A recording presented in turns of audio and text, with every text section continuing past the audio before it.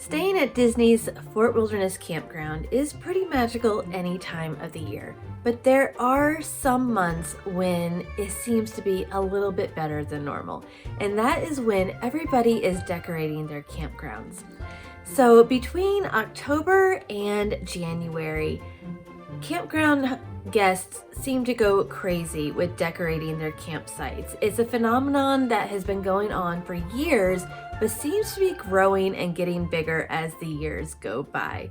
So if you are staying at Fort Wilderness any time of the year and want to get in on making the magic yourself, we're going to share with you all the guidelines you need to know for decorating your Fort Wilderness campsite. All right, so the common questions that you might have when getting ready to camp at Disney's Fort Wilderness. Can anybody decorate their campsites? The answer is yes. Any single person can come in, decorate their campsites, and just share the magic. Usually people are using Disney themed decorations. I mean, that is 99% of the decorations are going to have a Mickey and Minnie theme or some sort of Disney character theme to it. Do you need to ask permission in order to decorate? No, you do not.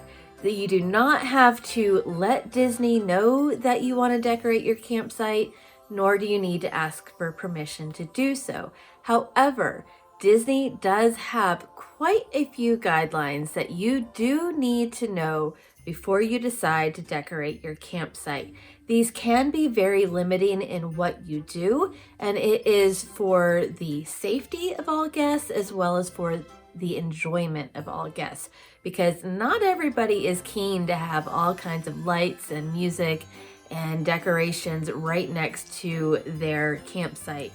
So I'm going to share with you Disney's site decoration rules. These are current as of the time of filming this video. They are always subject to change, so be sure to look for them online as well to see if there have been any changes. We'll put a link to that in the description below. So one of the biggest things is that you cannot attach decorations, wrap them, or place them on plants and trees, fencing, trash cans, or structures that you might find at your campsite. Also, you cannot obstruct anything. You cannot obstruct the road. You cannot obstruct sidewalks. You cannot obstruct trash cans. Some sites actually do have trash cans that are pretty close to them. So like you could not hang your decorations from a trash can and like have a string of garland or a string of lights going to your trailer. That's just not gonna work. All right, some more of those rules include decorations may not extend more than 10 feet from your site pad, and they should not encroach on any of the neighboring sites. You cannot put anything on public sidewalks or roadways or alongside any campsite. Now, some of these decorations are quite large and they do need to be off of the sidewalk. People need to be able to walk along the sidewalk and still have the ability to see your decorations, but not to have the walkway impeded in any way.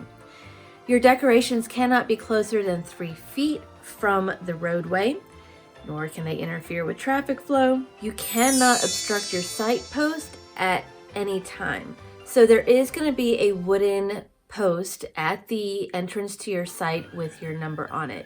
You would not be able to wrap that with garland, to put a inflatable in front of that site number, or in any way make that site number not visible to anybody going by.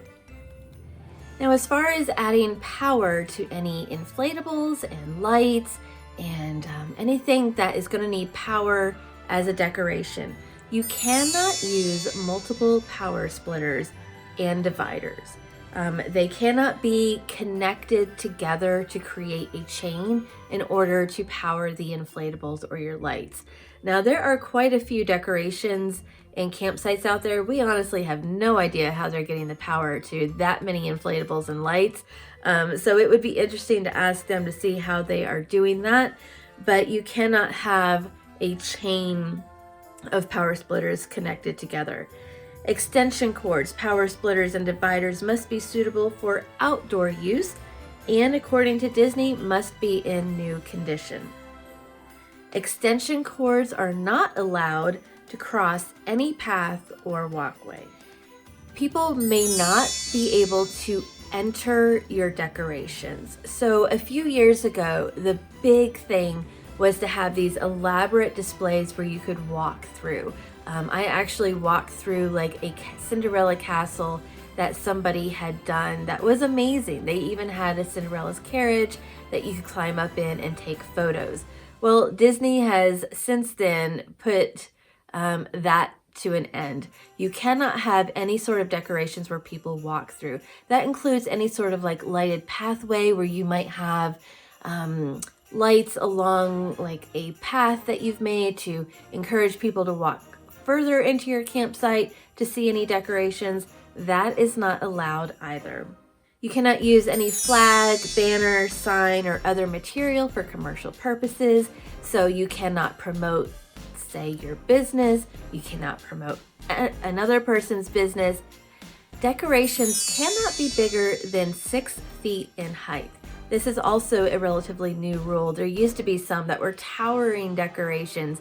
And in all honesty, we've seen decorations that kind of didn't fit that rule while we were recently there. However, you cannot make the big, grand decorations that used to be common in years past. So keep that 6-foot rule in mind.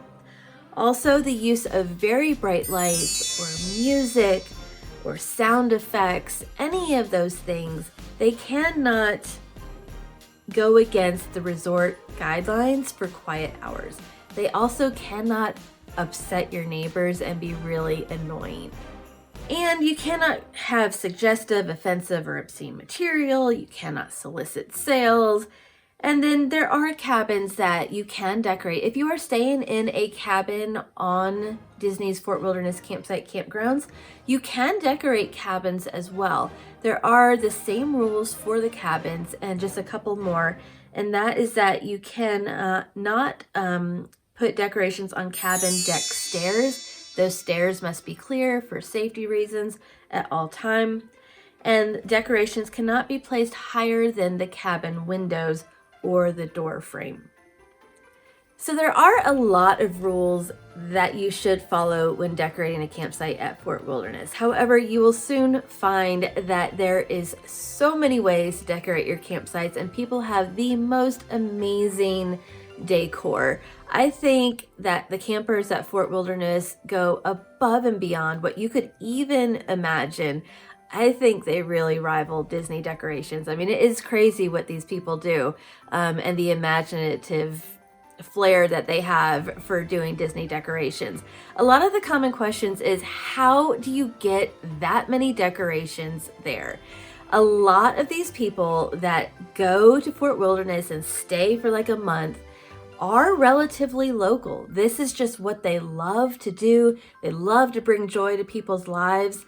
And they bring a lot of lights and inflatables and decorations. They actually might make several trips back and forth to a storage building or their home to bring those decorations. So don't feel like everybody's just putting them in their RV garage and that's how they're getting them there. Some people go really above and beyond.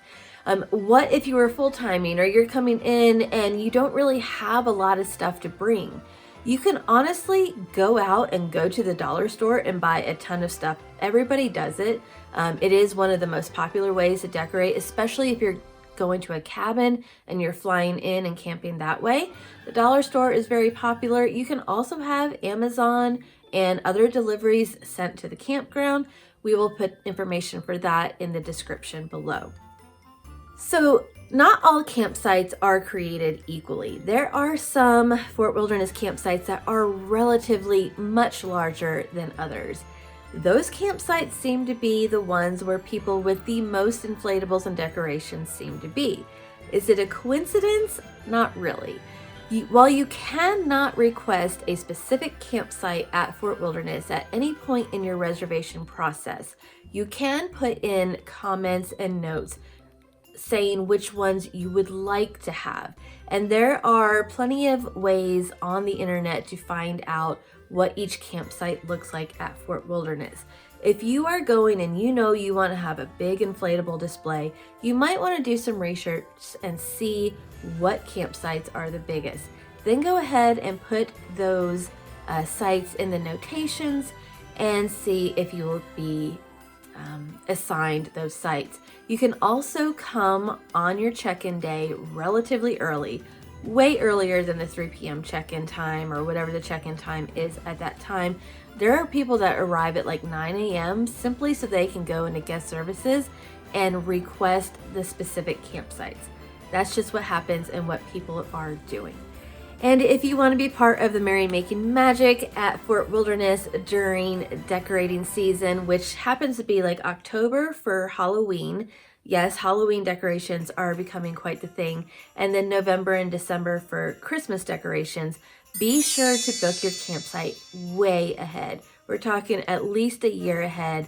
As soon as those reservation spots open, they are pretty much filled within hours. So just be sure to decide a time, get in on the reservation time, and know when you can book, whether it's online or on the phone.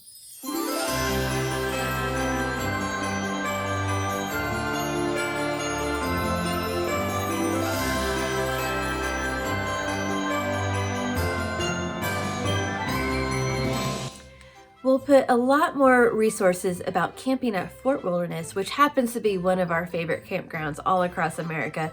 We're going to put all of our resources in the description and first pinned comments below.